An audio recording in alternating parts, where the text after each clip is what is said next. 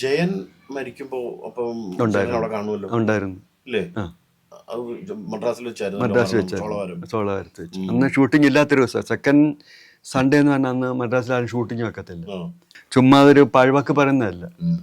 ഏതൊരു വ്യക്തി ഇപ്പം നിങ്ങൾ തന്നെ ഷൂട്ടിംഗ് ലൊക്കേഷൻ വന്നിട്ട് സാറിനെ കണ്ടിട്ട് എന്തെങ്കിലും സഹായം പറഞ്ഞാൽ അന്നേരം സാറിനെ കണ്ട് എന്തൊക്കെയോ അത് സാർ ചെയ്യും. നസീർ സാറുള്ള പറയും, ഞാൻ ആവേശം കാണിക്കല്ലേ, ഇത് നമ്മൾക്ക് പറ്റിയതല്ല, നമുക്ക് പറ്റത്തില്ല, ഡൂപ്പിട്ടെടുക്ക്. ഞാൻ അവരുടെ തടങ്കലിലായിപ്പോയായിരുന്നു. പിന്നെ ഒരുപാട് ആൾക്കാർ പൈസ കൊടുക്കാനുണ്ട് ജയന് അല്ല, അവര് പറഞ്ഞങ്ങനെ. അപ്പൊ അതിന്റെ ഫുൾ ഡീറ്റെയിൽസ് അറിയാവുന്ന വ്യക്തി ഇപ്പോൾ എന്റെ കസ്റ്റഡിയിലുണ്ട്. ഒരു വലിയൊരു നിധിയായിട്ട് ഞാൻ സൂക്ഷിക്കാറ്. ഇന്നേ വരെ ആർക്ക് ഞാൻ ആ തിരുതട്ട് പോലെ ഇല്ല, ഒരു മനുഷ്യൻ തിരുത്തിയിട്ടില്ല.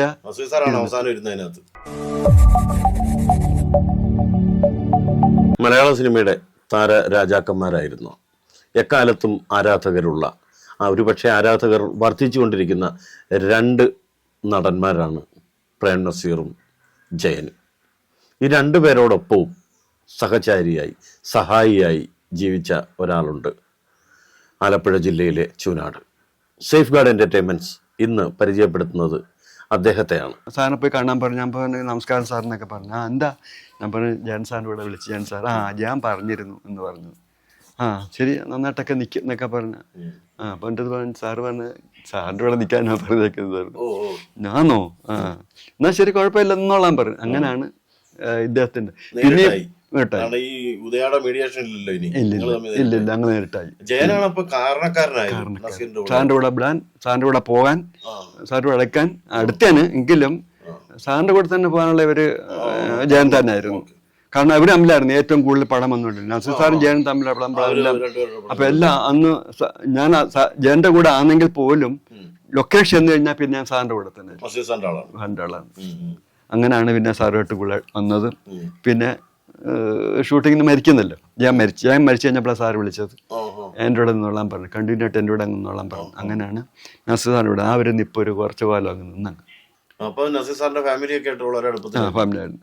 അന്ന് ഞാൻ മദ്രാസിലോട്ട്, എൻ്റെ കൂടെ മദ്രാസിലാണെങ്കിലും എൻ്റെ ഫാമിലിയായിട്ട് വലിയ അടുപ്പമില്ലായിരുന്നു. പിന്നെ നസീർ സാറിൻ്റെ കൂടെ വന്നതിന് ശേഷം എനിക്ക് താമസ സൗകര്യമൊക്കെ നസീർ സാറിൻ്റെ വീട്ടിൽ തന്നെ ആയിരുന്നു. അപ്പം അങ്ങനെയാണ് ഫാമിലി ആയിട്ടുള്ള ഒരു അടുപ്പം വന്നത്. ഭാര്യ, മകള്, പിന്നെ 4 മക്കളാണ് സാറിനുള്ളത്. 3 പെണ്ണും ഒരാണും. ഒരാളെ ഷാനവാസ് മാത്രമേ ഉള്ളതാണ്. ഈ അടുത്ത കാലത്ത് മരിച്ചാൻ പോയിരുന്നു അവിടെ. മൂത്ത മോള് ലൈലയാണ്, അത് കോഴിക്കോടാണ് താമസിക്കുന്നത്. രണ്ടാമത്തെ മോളും റസിയ, അതും കോഴിക്കോട് തന്നെയാണ്. പിന്നെ 3-മത്തെ ഷാനവാസാണ്. 4-മത്തെ റസിയ എന്ന് പറഞ്ഞ പെണ്ണ്, അതിനെ ഇവിടെ പുനലൂരാണ് കല്യാണം കഴിച്ചെങ്കിലും അവര് മസ്കറ്റിലാണ്.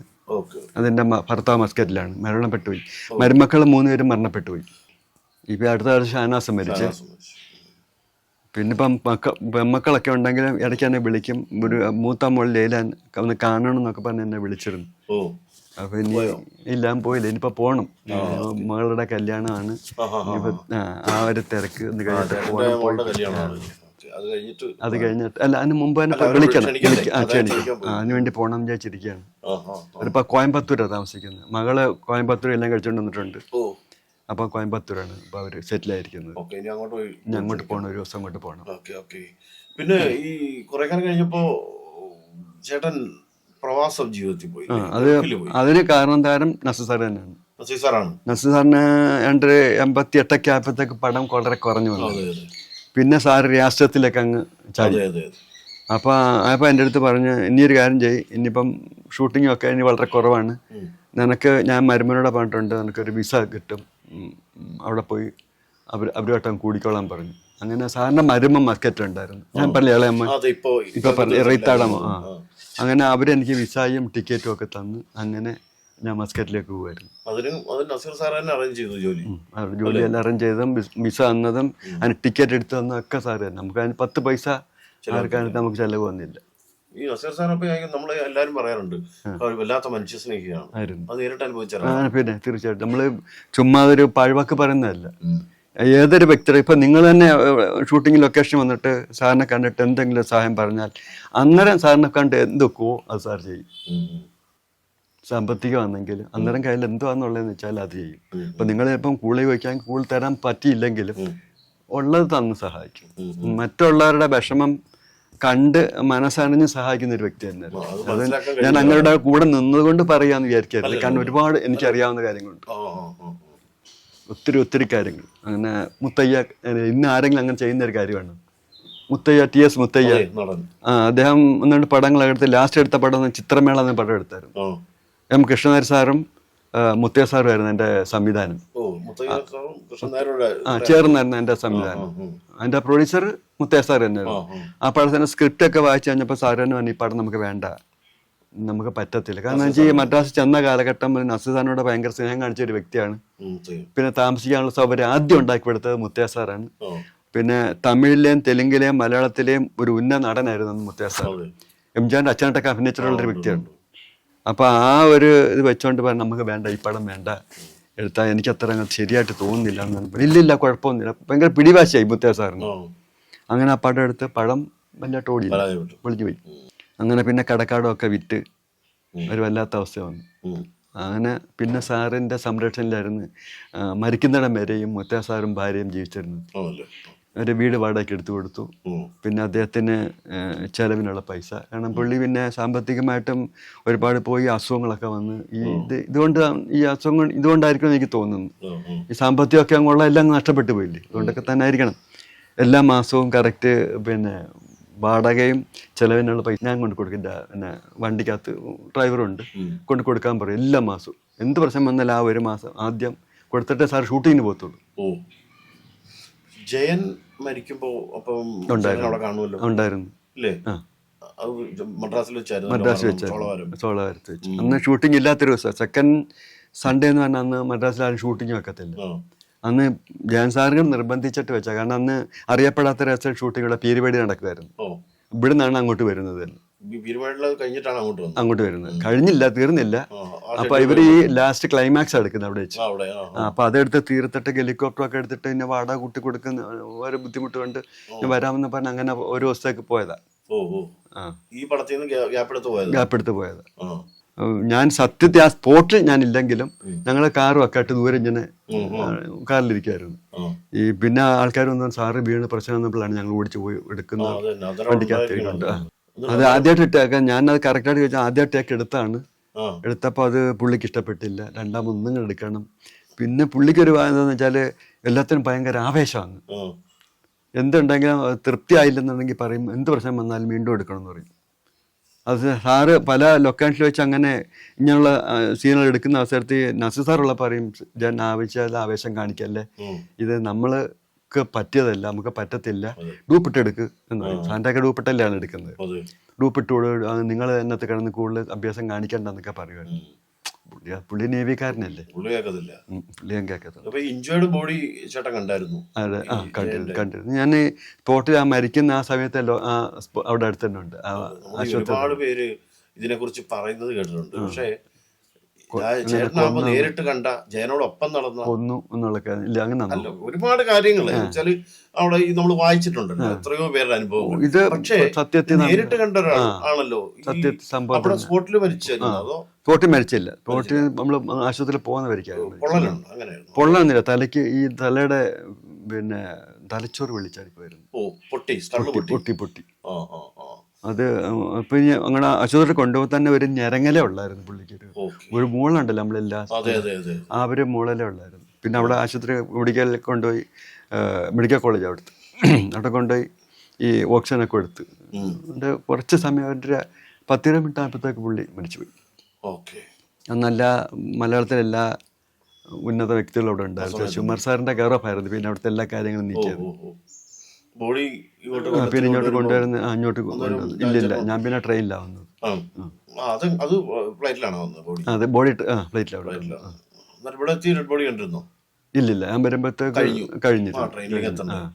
പിന്നെ ട്രെയിനിലാണ് വരുന്നത്. ഒരു ദിവസമാണല്ലോ അന്ന്. അഴിന്ന് പിറ്റേന്ന് ഇവിടെ വരുമ്പോഴാണ് അദ്ദേഹത്തിന്റെ അനിയനുണ്ടായിരുന്നു, സോമൻ നായർ. പുള്ളി പറഞ്ഞു, ഇന്നടുത്ത് കൊണ്ട് ജയിപ്പിച്ചു, ഇനിയിപ്പോൾ ഇതിന്റെ ചടങ്ങൊക്കെ ഉണ്ട്, ഇനിയിപ്പോൾ അത് കഴിഞ്ഞിട്ട് നീ പോയാൽ മതി എന്നൊക്കെ പറഞ്ഞു. പിന്നെ ആ ചടങ്ങിനൊക്കെ ഒരുപാട് ദിവസം നിന്നു. അത് വലിയൊരു പ്രശ്നമായിരുന്നു. ഞാൻ അവരുടെ തടങ്കലിലായിപ്പോയായിരുന്നു. പിന്നെ ഒരുപാട് ആൾക്കാർ പൈസ കൊടുക്കാനുണ്ട് ജയന്. ജയന് കൊടുക്കാനുണ്ട്. അല്ല അവര് പറഞ്ഞങ്ങനെ. ആ, ആ, ആ. അപ്പൊ അതിന്റെ ഫുൾ ഡീറ്റെയിൽസ് അറിയാവുന്ന വ്യക്തി വ്യക്തി അവിടെ പിടിച്ചു വെച്ചു. അവരെ പിടിച്ച് അവിടെ കസ്റ്റഡി ഇട്ടിരുന്നു. ജയന്റെ അനിയനും ജയന്റെ അനിയനായിരുന്നു. സ്വന്തമായിരുന്നു. ഞാൻ അനിയണ്ണാന്നാ വിളിക്കുന്നത്. അനിയണ്ണ അങ്ങനെയുള്ള സംഭവങ്ങളൊന്നും എനിക്ക് വലിയ പിടുത്തമില്ല, എന്നോട് പറയത്തുമില്ല. പുള്ളി അല്ല അതൊക്കെ ക്യാഷ് ഇടപാടൊക്കെ പുള്ളി നേരിട്ടാണ്. പിന്നെ നസീസാണ്ടാങ്കിൽ നമുക്കറിയാം, സാറ് പറയും ഇന്ന ആൾക്കാർ ഇത്ര ഒന്ന് നോട്ട് ചെയ്ത് വെച്ചോണേ, എനിക്ക് അല്പം കിട്ടുമെന്ന് പറയും. അങ്ങനെ ചെയ്യും. ഇദ്ദേഹം അങ്ങനെ പറയത്തൊന്നുമില്ലായിരുന്നു. സ്വന്തമായിട്ട് കാര്യങ്ങളൊക്കെ നിൽക്കുന്നു. അതുകൊണ്ട് എനിക്ക് ഇതിനെപ്പറ്റി വലിയ കൂടുതൽ അറിവില്ല, ആരാ കൊടുക്കാനുള്ളതെന്നൊക്കെ ഞാൻ നേരത്തെ പറഞ്ഞത്. പിന്നെ എനിക്ക് അറിയാവുന്ന ഒരു വ്യക്തി എന്ന് വെച്ചാൽ ഹസൻ റഷീദ്, ആരിഫ ഹസൻ, അവര് കുറച്ച് പൈസ കൊടുക്കാനുണ്ടായിരുന്നു. ജോഷിയായിട്ട് നിന്ന് അവർ കൊടുത്തത്. അവർക്ക് അത്രയൊന്നല്ല, അല്ലെങ്കിൽ കൂടുതൽ കാണുമായിരിക്കാം, എങ്കിലും അവർ കൂടെ പൈസ കൊടുത്ത്. പിന്നെ അതുപോലെ പല ആൾക്കാരും അവിടെ നിന്ന് പിന്നെ ചാടി, അവിടെ നിന്ന് ചാടി.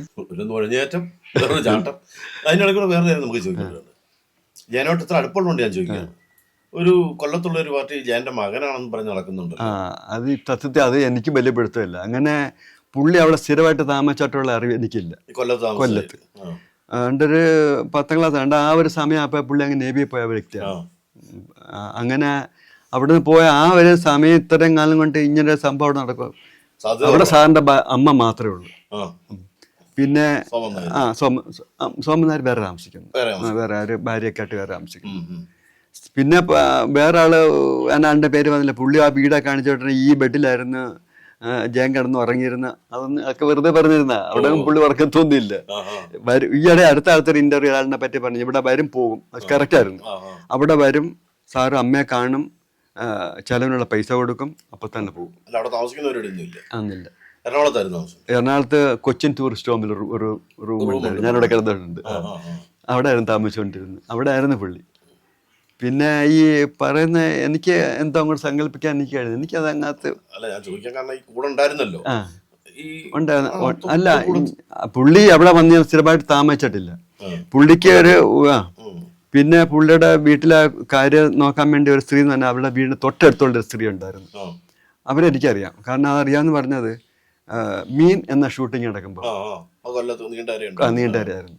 അന്ന് അവിടെ അമ്മയുടെ കണ്ണിന് എന്തോ ഒരു പ്രശ്നം വന്നപ്പം കൊണ്ട് കാണിക്കാൻ പറഞ്ഞു, അമ്മയോട് കൊണ്ട് കാണിച്ചാൽ പറഞ്ഞു ഓപ്പറേഷൻ വേണമെന്ന് പറഞ്ഞു. അപ്പൊ നിൽക്കാൻ ആരുമില്ല. സാറിന്റെ അനിയനും ഭാര്യ ഒന്നും നിൽക്കത്തില്ലായിരുന്നു.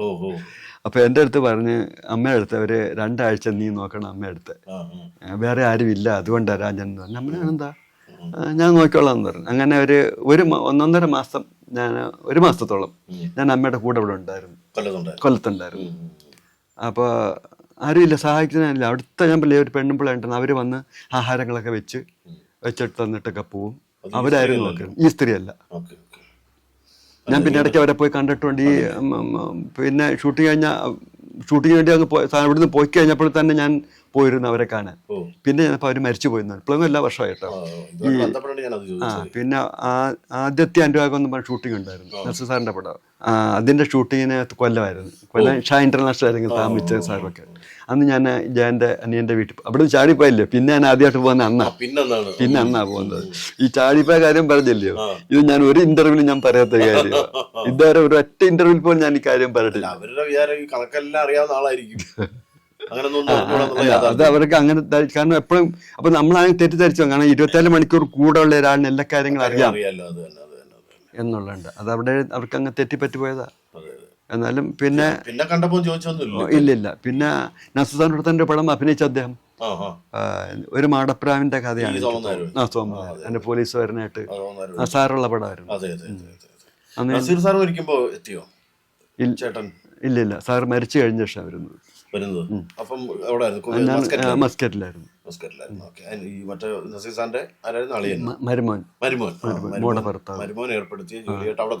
മോന്റെ കൂടെ മരുമോന്റെ കൂടെ ആയിരുന്നു. അയാൾ ഡോക്ടറാണ്, അവിടെ ഹോസ്പിറ്റലായിരുന്നു. അവിടെ ഒരു 2.5-3 വർഷം ഉണ്ടായിരുന്നുള്ളൂ. 2.5-3 വർഷത്തോളം ഉണ്ടായിരുന്നു. പിന്നെ അവിടെ നിന്നും പോയി. പിന്നെ ദുബായി വന്നു. ദുബായിൽ എൻ്റെ ഒരു കസിൻ ഉണ്ടായിരുന്നു. അദ്ദേഹം പറഞ്ഞു നമുക്ക് ഇവിടെ നോക്കാമെന്ന് പറഞ്ഞ് അങ്ങനെ അവിടെ പോയതാ. അവിടെ ഒരു കമ്പനിയിലായിരുന്നു, കുഴപ്പമൊന്നുമില്ലായിരുന്നു.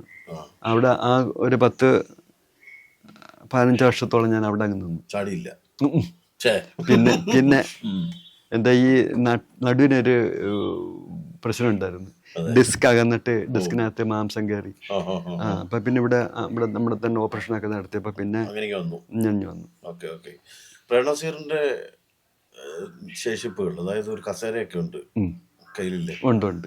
സൂക്ഷിച്ചു വെച്ചിരിക്കുന്നു. ഉണ്ട്. നസീർ സാറിനുള്ള ആരാധന ഉണ്ട്.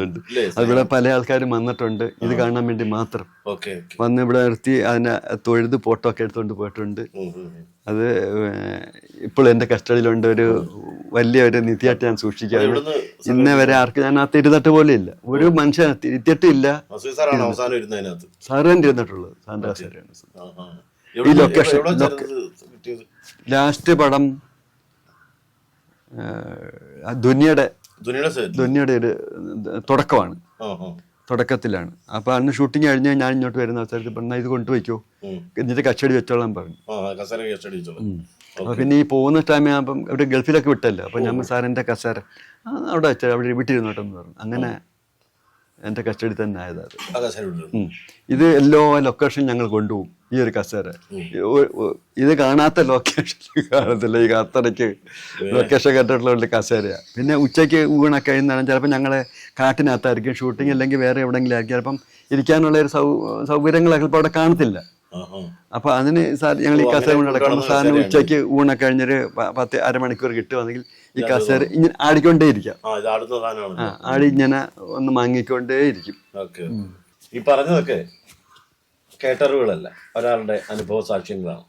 അതുകൊണ്ട് തന്നെ ഇതിന് ആധികാരികതയുണ്ട്. ആ കൃത്യത അന്വേഷിച്ചാണ് ഞങ്ങൾ ചൂനാട്ടെത്തിയതും പ്രേംനസീർ സാറിൻ്റെയും ജയൻ്റെയും ഒക്കെ സന്തത സഹചാരിയായിരുന്ന രാജൻ ചേട്ടനെ കാണുകയും പരിചയപ്പെടുകയും ചെയ്തു. സന്തോഷം, വളരെ സന്തോഷം.